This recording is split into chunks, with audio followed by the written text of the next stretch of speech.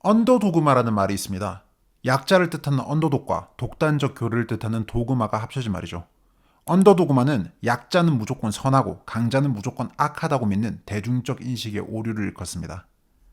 사람들은 흔히 집단과 집단, 개인과 개인 간의 어떤 문제가 발생했을 때 옳고 그름을 따지기보다 관계 구도에 집중하는 경향이 있습니다. 강자와 약자를 나누고서 자동적으로 약자를 선한 피해자라고 인식합니다. 이성적으로 옳고 그름을 따져야 하는 문제에서 약자에 대한 배려나 동정심을 호소하는 감정을 끌어들이는 겁니다. 그 과정에서 강자로 인식된 대상은 비난을 받게 되죠.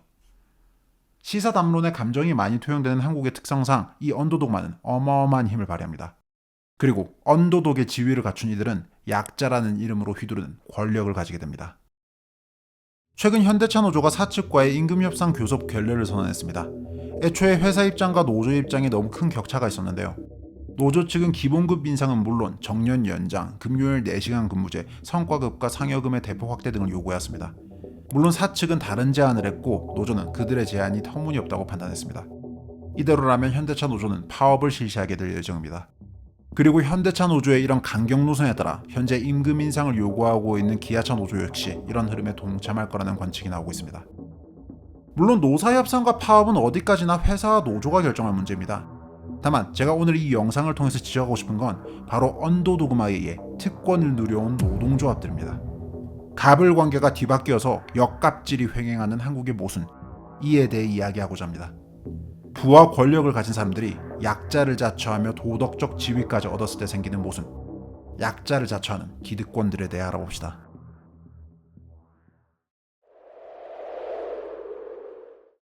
노조들은 파업을 하고 집회를 할 때 항상 이런 모습입니다.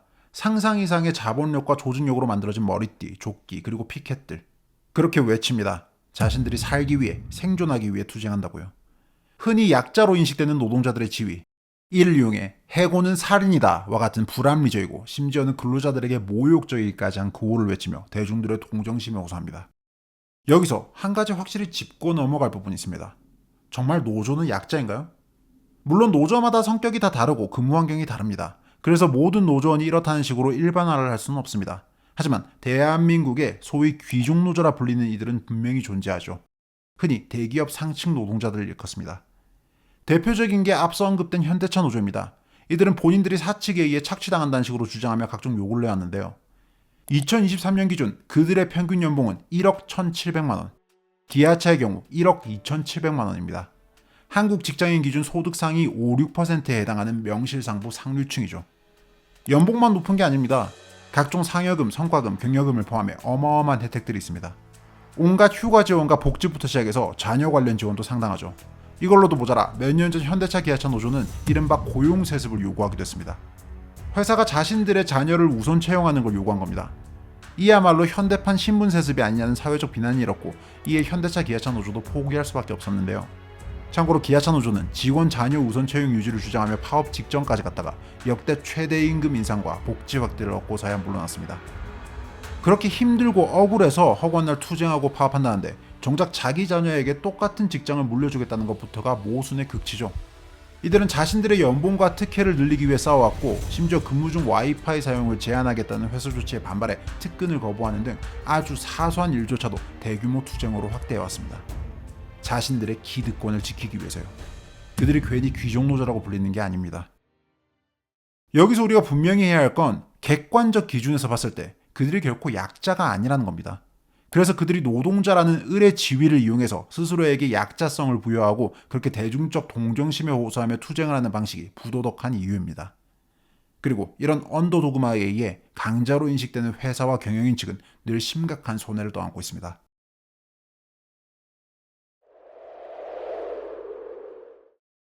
한국은 파업의 나라입니다. 다른 나라와 비교하면 명백히 드러나죠. 파업으로 인한 연평균 근로손실의 일수를 보면 G5 국가 중 최고이고 일본과 비교하면 거의 200배 가까이 차이가 납니다. 이런 파업, 특히 무리한 요구를 동원한 불법 파업으로 회사들은 매 수백, 수천억의 손실을 입고 있죠.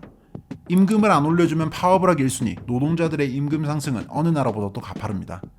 현재 10인 이상 기업 노동자들의 월 임금 수준은 한국이 일본보다도 높습니다. 이 임금 상승은 일을 잘해서 얻은 결과가 아닙니다.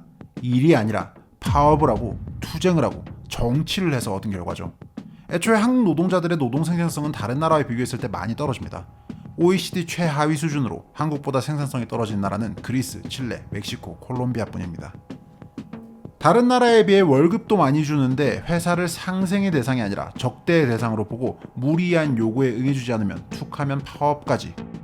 해외 기업들이 한국을 떠나는 이유기도 하고 해외 기업인들이 한국의 노조를 무서워하며 한국에 투자하고 싶어하지 않는 이유기도 합니다. 그러면 도대체 한국의 노사 문화는 왜 이렇게 된 걸까요? 그건 거대 노조, 기종 노조와 결탁한 정치권의 카르텔 때문입니다. 한국 노동운동의 중심 민주노총, 그들은 명실상부 대한민국 최대 조직력을 갖추고 있습니다. 무려 120만의 조합원을 갖춘 이들이 집회, 시위 등에 동원할 수 있는 인력과 조직망은 국내 최대 규모죠. 이들은 정치 정세에 어마어마한 영향력을 발휘합니다. 그런 그들과 이해관계가 완벽히 일치하는 게 현재 대한민국의 좌파 진영 정당과 정치인들입니다. 그들은 이른바 친노동 정책을 주도하며 거대 노조와 기종 노조들과 연대하고 노조들은 주요 시사 이슈 때마다 좌파 진영을 보조합니다.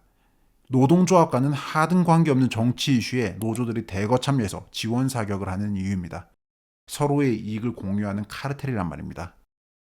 한국이 개발도상국이었던 당시 분명 노동자들의 권리 문제는 현실이었습니다. 노동자는 명백한 약자였고 그런 맥락 안에서 노동자들의 권익을 보호하자는 노동운동은 의미를 가지고 있었습니다. 그런데 오늘날 대한민국에서 노동자는 또 노조는 정말 약자인가요? 그렇지 않습니다. 민주화 이후 대한민국에서는 사회적 약자를 위한 일이다라는 명목, 즉 언도도그마에 호소하며 수많은 노동법들이 만들어졌습니다. 그 결과 노사의 입장은 완전히 뒤집어져 버렸죠.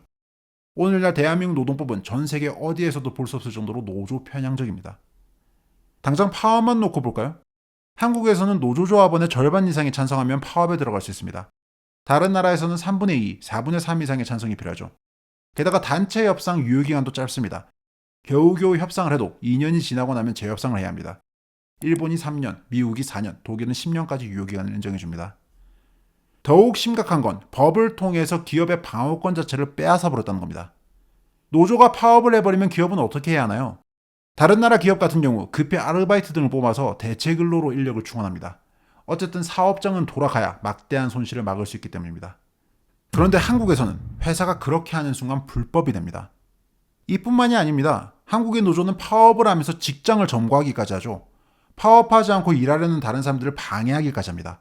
이런 행위는 다른 나라에서는 명백한 위법인데 한국에서는 부분적으로 허용하고 있습니다. 전 세계에서 노조의 직장 점거를 허용하고 회사가 대체 근로를 못하게 막는 나라는 대한민국이 유일합니다. 여러분이 사장인데 어느 날 직원들이 갑자기 파업한다면서 여러분의 가게를 점거하고서 일을 하지 못하도록 막는다면 납득하실 수 있겠습니까? 이렇듯 노조가 파업을 시작하면 회사 입장에서는 방어를 할 방법이 없습니다. 노조도 그걸 잘 알고 있기 때문에 어마어마한 회사 손실을 인질로 삼아 파업을 이어가는 거고 결국 기업은 노조에게 항복할 수밖에 없는 구조입니다. 약자인 노동자를 보호하자며 등장하는 법들이 쌓이고 쌓여 노동자들이 회사를 상대로 역갑질을 하는 시대가 그렇게 만들어졌습니다. 그런데도 아직 모자르다며 노동계와 연대한 정치인들은 노란봉투법 같은 문제가 많은 법안들을 계속 발의하고 있습니다. 우리 사회는 흔히 사장과 노동자의 관계를 갑을관계로 인식합니다. 의뢰의 입장인 노동자를 사용자의 갑질로부터 보호하기 위해 존재하는 게 노조고 또 노동법이죠. 그런데 지금 상황이 완전히 뒤집혀버렸습니다. 각종 법과 제도를 통해 자신들의 기득권을 키워온 노동자들은 사실상 회사를 상대로 또 사회를 상대로 역갑질을 하고 있습니다. 더 많은 부와 권력을 누리기 위해서요. 그런 과정에서 현재 상층 노동자들을 중심으로 이루어지고 있는 노동담론의 사각지대에 있는 비정규직 하층 노동자들, 즉 진짜 약자는 외면받기 마련이고 그들을 포함해 수많은 젊은이들이 직장을 구할 기회의 문은 점점 좁아지고 있습니다. 부와 권력을 가진 사람들이 약자의 도덕적 지위마저 독점하면서 생긴 모순, 그게 바로 지금 대한민국 노사 문제와 노동시장 문제의 본질입니다. 이런 문제를 해결하고자 등장했던 아젠다가 바로 노동개혁이었죠. 혹자는 박근혜 정부가 노동개혁을 추진했다가 그게 탄핵으로 이어진 거라는 말을 하기도 합니다. 윗세대에게 양질의 일자리를 독점당한 지금 청년 세대가 자기 밥그릇을 위해서라도 관심을 가져야 할 문제입니다. 우원재였습니다.